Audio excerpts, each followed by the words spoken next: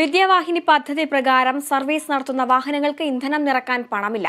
ആദിവാസി വിദ്യാർത്ഥികളുടെ സ്കൂൾ യാത്ര ദുരിതത്തിൽ. തിരുവനന്തപുരം കുറ്റിച്ചാൽ പഞ്ചായത്തിലെ അഗസ്ത്യ വനത്തിനുള്ളിൽ താമസിക്കുന്ന വിദ്യാർത്ഥികളുടെ പഠനമാണ് അവതാളത്തിലായത്. ആദിവാസി വിദ്യാർത്ഥികൾക്ക് പഠന സൗകര്യം ഒരുക്കാനുള്ള സർക്കാർ പദ്ധതിയായ വിദ്യാവാഹിനിയുടെ ഭാഗമായി ഓടുന്ന വാഹനങ്ങൾക്കാണ് ഇന്ധനം നിറയ്ക്കാൻ പണം നൽകാത്തത്. പഠനം മുടങ്ങാതിരിക്കാൻ ഡ്രൈവർമാർ മറ്റ് യാത്രകൾ പോയി കിട്ടുന്ന പണം കൊണ്ടാണ് ഇന്ധനം നിറച്ച് വിദ്യാർത്ഥികളെ സ്കൂളിൽ എത്തിച്ചിരുന്നത്. എന്നാൽ 4 മാസം പിന്നിടുമ്പോഴും സർക്കാർ പണം നൽകുന്നില്ലെന്നാണ് ഡ്രൈവർമാരുടെ പരാതി. ഇനിയും പണം അനുവദിച്ചില്ലെങ്കിൽ സർവീസ് നടത്തുന്ന 10 വാഹനങ്ങളും യാത്ര അവസാനിപ്പിക്കേണ്ട അവസ്ഥയിലാണ്. IDDP-യാണ് പണം അനുവദിക്കേണ്ടത്.